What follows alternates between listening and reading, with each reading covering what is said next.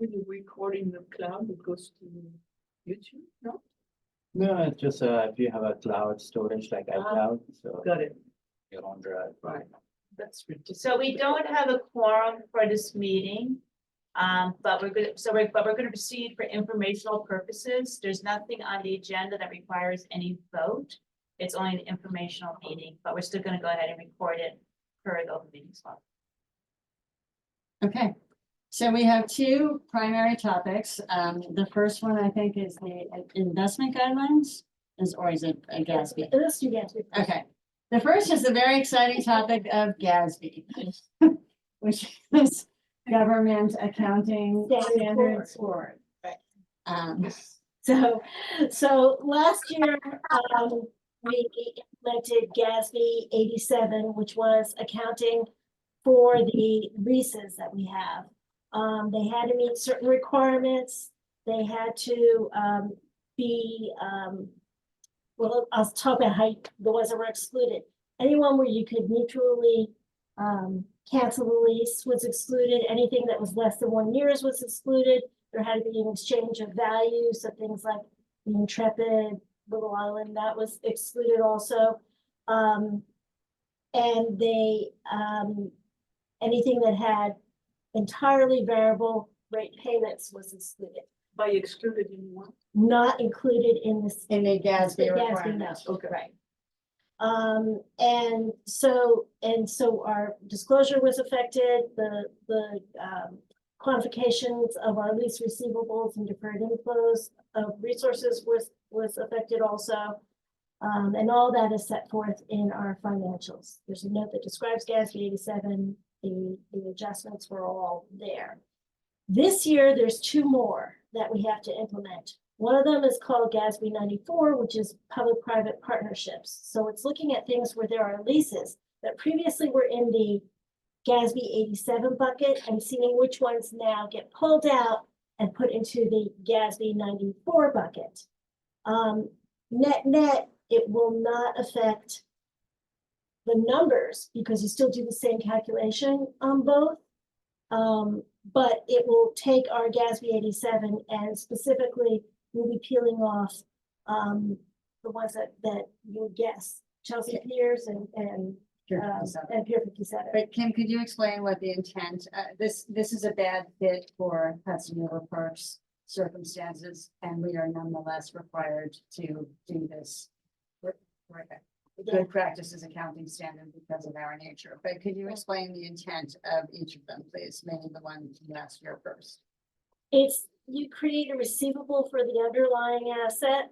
So this is for our leases. So we project out our lease revenues for the entire life of the loan, and you assume that they renew the lease, even though if you don't have any reason to assume that they wouldn't renew the lease. What's the problem they were trying to do?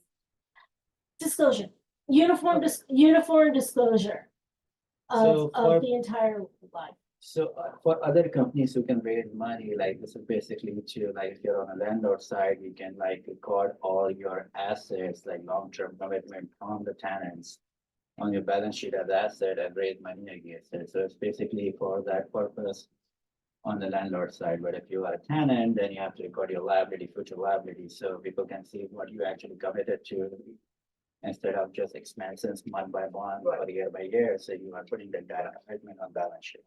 So that's the reason for 87. And in our case, we're not allowed to borrow, obviously. Right. So the second Sweet. aspect of this is essentially, right?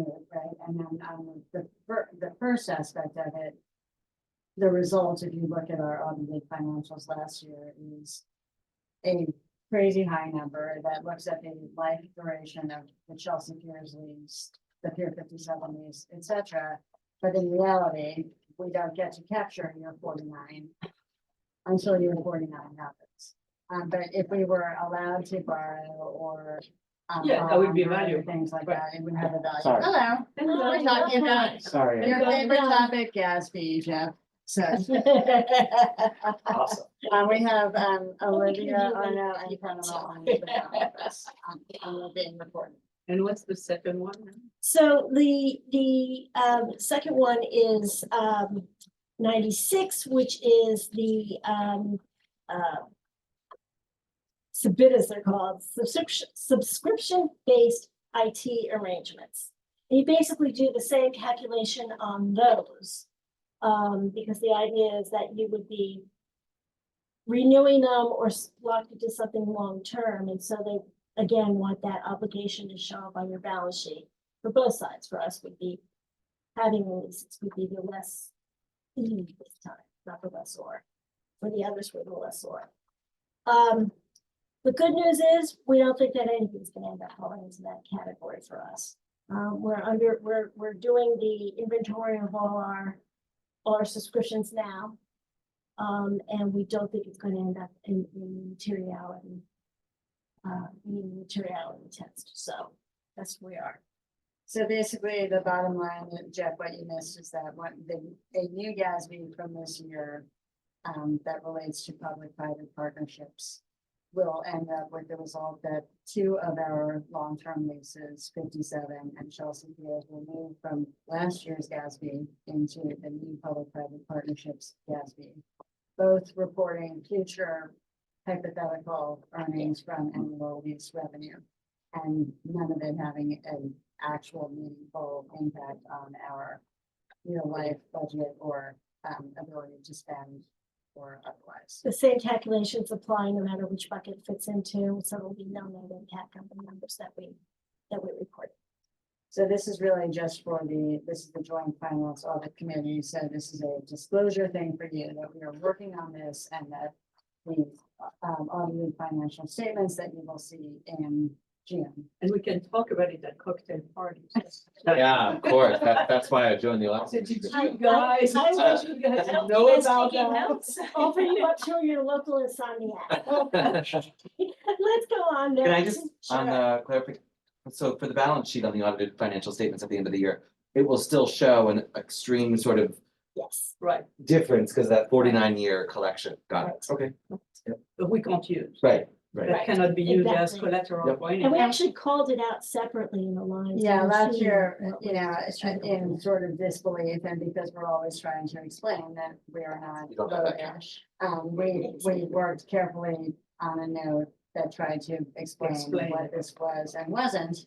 And when you see the draft, you can take a look at the notes and confirm whether you think you've done a decent job explaining it within the standards of generally accepted full accounting principles, yes. Got it. Okay, so let's go to the second item, which is the review of the investment guidelines. This is something that we do annually that's required by the public authorities law. But we also, Sikander, you can put it up on the screen. That's Sure. probably the easiest thing to do. And we distributed a black line copy of it, or red line copy of it. So there's just a few tweaks that we're making, mostly just to clarify things. And we can go through to the first page, which is, scroll down to the bottom of that page. So the first suggested change that we have is under investment objectives. And we really haven't changed what the objectives are. We just thought that this would really clarify how they're set forth. I have a comment on that, which was, you say authority, but then everywhere else you say corporation. Should it say corporation? We can do that. Yes. We can do that. Silly little thing. That's a good idea. We can Okay. do that. So basically, it takes what was in paragraph form before and just orders it a little bit, saying that first is legality. What we can invest in is prescribed by state law. Next is safety. Third is liquidity, and fourth is return. And so that's what we look at whenever we're considering an investment. Also, go ahead. On item number 4, return, Mhm. I mean, do we mean that the investment are based on the above, but also on the guidelines given by the board? Or not? That, sorry, you don't, I think I just hear someone trying to get in. You know what I'm saying? Yeah, it's the relative attractiveness of each of the investments. Our first objective is safety, liquidity, No, I return, understand all that maximizing, stuff. maximizing yield is our last objective. I understand that, which is shall be managed in such a fashion to maximize the return with the context and parameters Yes. of the objectives So that means above. it has to be safe, it has You have to to- meet our liquidity requirements. I got that. Okay, Listen to what I'm saying. And then within the context of parameters set forth by the investment objective and set forth by the board, question mark, I mean, So the No, I Jeff, think so. David Is that presented, something So you- we're supposed to improve these guidelines and then they act via the guidelines. but in addition, So- Jeff and the board sat through a deadly presentation 3 times a few you're years ago welcome. by PFM, our investment manager, right, Jeff? Yeah. So we have, the trust retains an investment, an asset manager. asset manager that the board participated in reviewing and selecting. We do not, Christine, and we can talk about this, generally ask every time, something is up for renewal for the finance committee's opinion on no, I that. just thought that, I mean, typically would say the board, this is more of a question of clarification. Is it, how do you do it? That's my There's first. an appendix A that lists all the duties, so it has the board, so on I appendix read A, that, yeah, so- there's a list of duties. Right, No, So- that would answer your question by saying the board approves this document. Right, I got This document. It goes become the, right, Yes, okay. rather than Right. each Rather time than, there's a change. it or goes every back time to the you board. just give a Yeah. new guideline. Correct. Right, okay. Reality is, there's never a change, because Right. it's 96% treasury. Right, right, And the right, other 4% are agency, Yeah. like it, okay, so. okay. Got it. At one point, we did have more municipals in it, but it doesn't make sense right now, so. Very safe, let's put it that way. The second proposed change that we have is the commercial paper definition. Before, we required that it was rated A1 or P1 by Moody's and S&P. We called out the rating agencies specifically.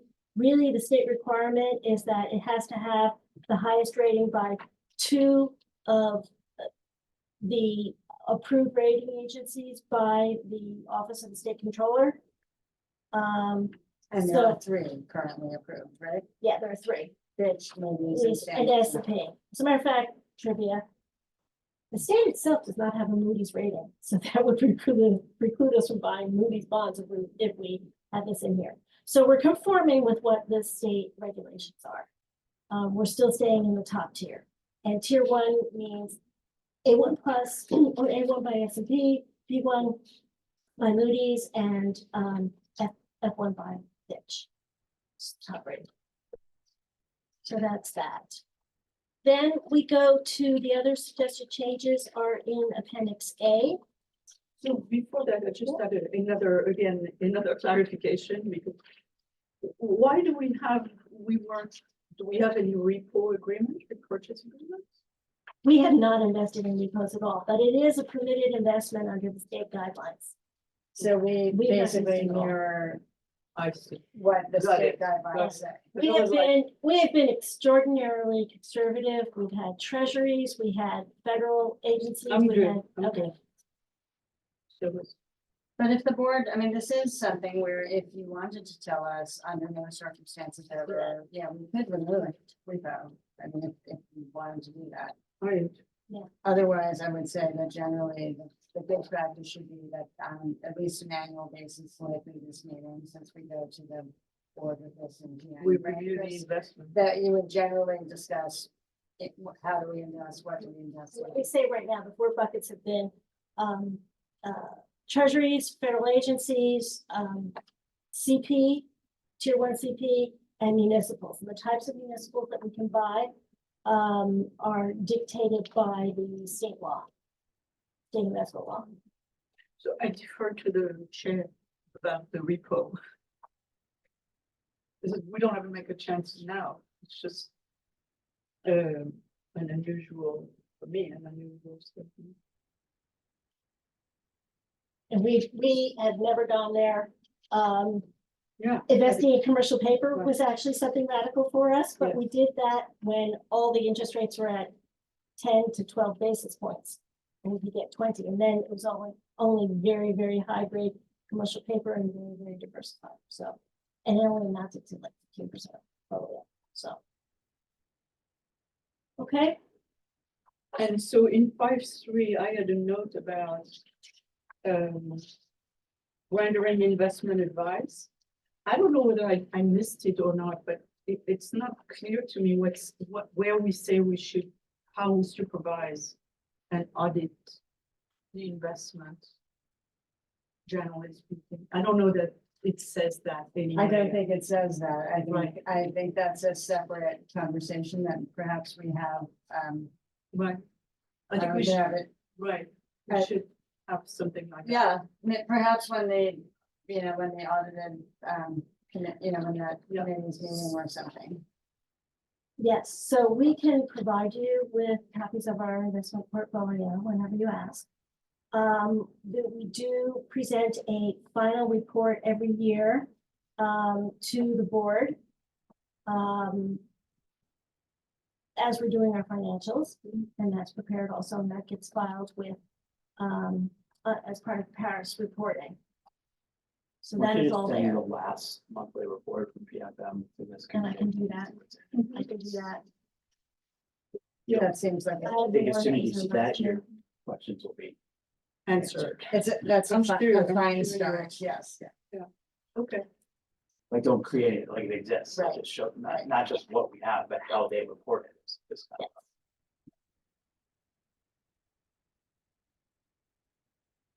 Can you want to finish? Any other questions? Yeah.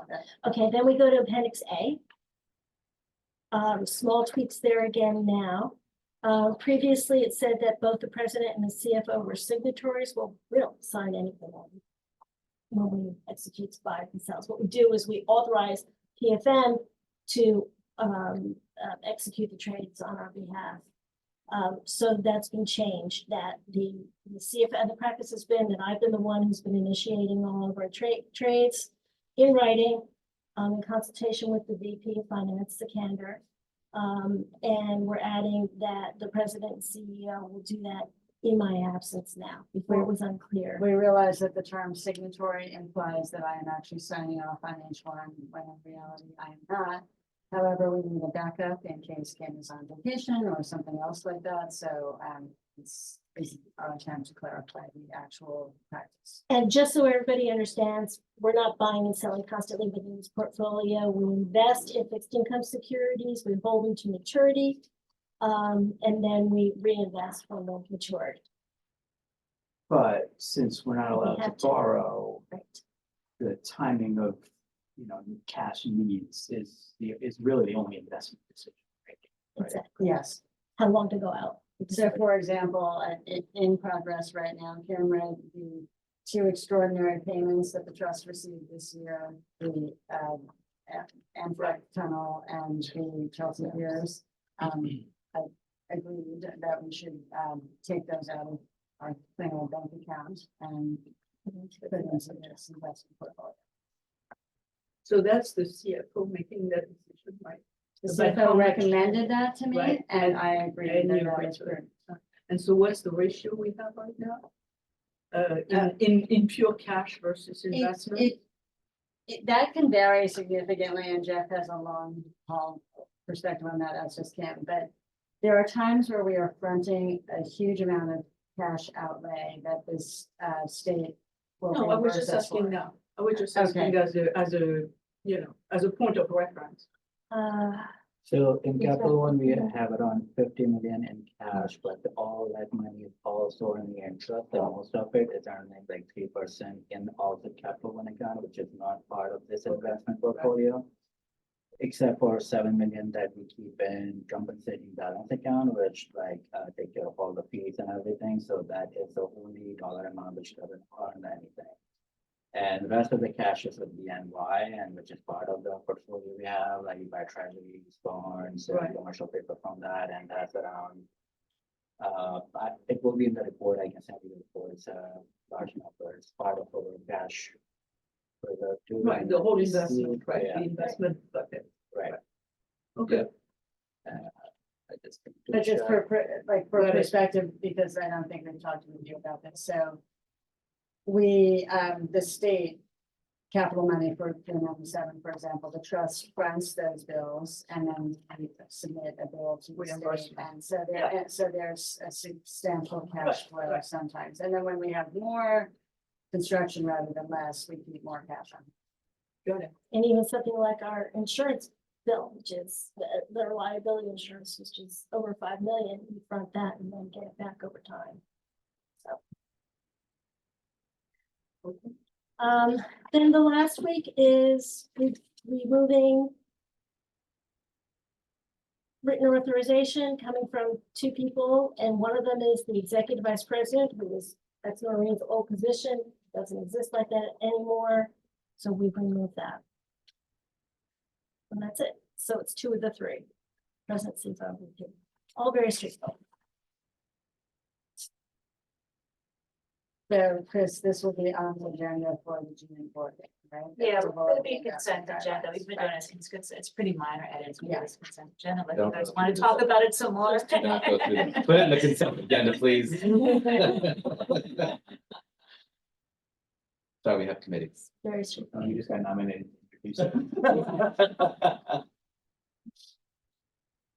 And any questions, anytime you want to see anything, just let me know, we'll give you the information. Great. Thank you. So there's nothing else on the agenda, so we can adjourn and stop the recording. You're not discussing the net zero, that's sort of. Why don't you see, yeah, All right. recording. It's up the top left corner. Right here. Go over, Looks very you see the simple. little pause and then